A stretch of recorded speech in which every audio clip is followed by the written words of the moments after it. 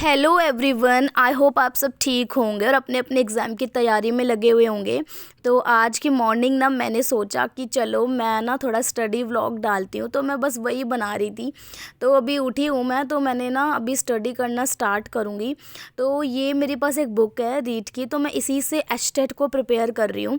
क्योंकि है ना एचटेट में, क्योंकि ज़्यादातर टॉपिक है ना वो सेम ही है, मतलब कुछ भी डिफरेंट नहीं है। बस थोड़ा फ़र्क पड़ता है जीके का, क्योंकि हम जब राजस्थान का पढ़ते हैं तो वो राजस्थान जीके आती है, और जब हम एस्टेट के लिए पढ़ते हैं तो वहाँ हरियाणा जीके आती है। बाकी तो मुझे इतना डिफरेंस नहीं लगा। और इस बुक को ना मैंने अपने जब भी रीड वो दिया था ना प्री वाला, तो मैंने इसको इतना पढ़ा था। आपको ये पूरी बुक ना पिंक नज़र आने वाली है और कहीं कहीं से ब्लू नज़र आने वाली है। मतलब इस बुक की हालत मैंने ऐसी करी हुई थी पढ़ पढ़ के, तो मतलब कहीं कहीं निशान लगा रही हूँ, कहीं पन्ने इसके जा रहे हैं। बट फिर भी ना मैंने इसी से पढ़ती हूँ, क्योंकि इतना अच्छे टॉपिक कवर किए हुए हैं इस बुक में। इसमें चाहे सीडीपी हो, हिस्ट्री हो, ज्योग्राफी हो, सिविक्स हो, सब कुछ बहुत अच्छे से दिया हुआ है।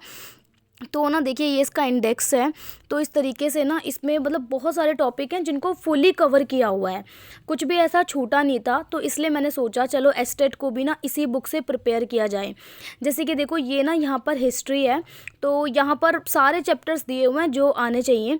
और यहाँ पर मैं फ़िलहाल जो है ना एक अपना ये वाला टॉपिक कवर करने वाली हूँ, जो जिसमें हमने पढ़ना था कि जो भारतीय संविधान लोकतंत्र, जिसके अंदर वो नीचे जो केंद्र सरकार और संसद वगैरह, इसके बारे में थोड़ा सा रीड आउट करना था।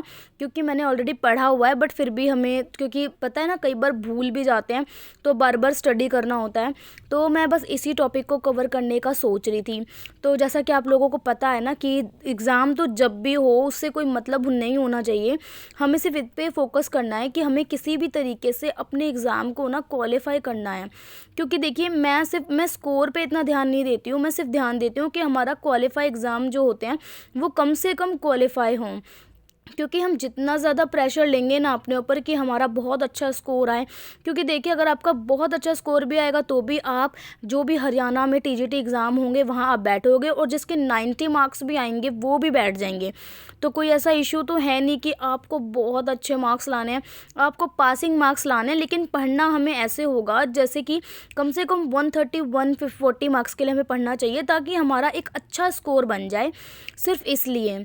और अभी मैं सिर्फ इतना ही सोच रही हूँ कि किसी भी तरीके से ना थोड़ा थोड़ा करके चैप्टर्स को ख़त्म किया जाए, पढ़ा जाए। क्योंकि देखिए पूरी बुक मैंने पिंक करी हुई है।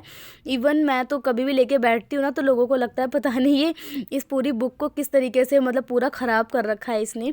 लेकिन मैंने ना हाईलाइट, मेरी आदत है, या मेरे पास पेन हो, पेंसिल हो, वॉटेवर, मतलब कुछ भी हो, मैं ना हाईलाइट ज़रूर करती हूँ बुक को, चाहे वो कुछ भी हो मेरे पास। तो इस तरीके से ना मैं प्रिपेयर कर रही थी। और अभी मॉर्निंग का टाइम है, तो मैं बस यही सोच रही थी कि किस तरीके से जो है अपने जो चैप्टर को कंप्लीट किया जाए और पढ़ा जाए। क्योंकि देखो अर्ली मॉर्निंग बहुत लोग उठ जाते हैं, बट मुझे ऐसा लगता है कि जब आप कंफर्टेबल हो तब उस हिसाब से पढ़िए। क्योंकि जब तक आप कंफर्टेबल नहीं होंगे और आप अपने हिसाब से नहीं, दूसरों के हिसाब से पढ़ने की कोशिश करेंगे, तो आप नहीं पढ़ पाएंगे।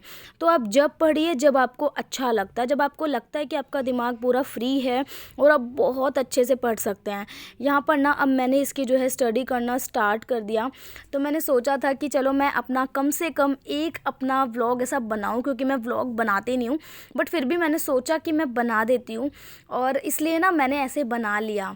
बट मुझे ऐसा लगता है कि हमें अगर कोई भी तैयारी करनी है तो हमें पूरा मतलब बहुत ज़्यादा ताकत लगा देनी चाहिए। अगर नहीं होता है तो वो आगे अच्छा है भगवान की, लेकिन हमें पूरी कोशिश के साथ पढ़ना चाहिए। अगर नहीं होता है तो कम से कम एक्सपीरियंस हमें बहुत ज़्यादा होगा, और हो जाता है तो उससे ज़्यादा खुशी तो हमें मिलेगी ही नहीं। लेकिन है ना इसी बीच ना मैं देखती हूँ कि बहुत सारे काम भी होते हैं, बट मैं काम के लिए ना ऐसा नहीं कह सकती कि बीच में उठ के काम कर रहे हो तो काम की वीडियो शूट करूँ। मुझे लगता है वो बहुत ज़्यादा टाइम वेस्टिंग है, तो इसलिए सिर्फ अपनी पढ़ाई पर फोकस करते रहना है। और इसी बीच में ना इतने में ना 11 बज जाते हैं, तो मैं सोचती हूँ यार वहाँ पर मैं ट्यूशन वाले बच्चे पढ़ाने पड़ते हैं। तो 11 o'clock मेरा एक स्टूडेंट आता है, and he is a 9th standard, और वो पढ़ने आता है क्योंकि उसका आफ्टरनून का स्कूल है। तो उस टाइम मैं उसको पढ़ाती हूँ। और बाकी जो स्टूडेंट्स हैं ना उनका मॉर्निंग का स्कूल है, तो वो शाम को आते हैं 4 o'clock, इसलिए मैं इसको पढ़ाती हूँ। ये अपनी शक्ल छुपा रहा था, ये कह रहा था मत बनाओ प्लीज़ मेरी वीडियो। चलो मिलते हैं नेक्स्ट वीडियो।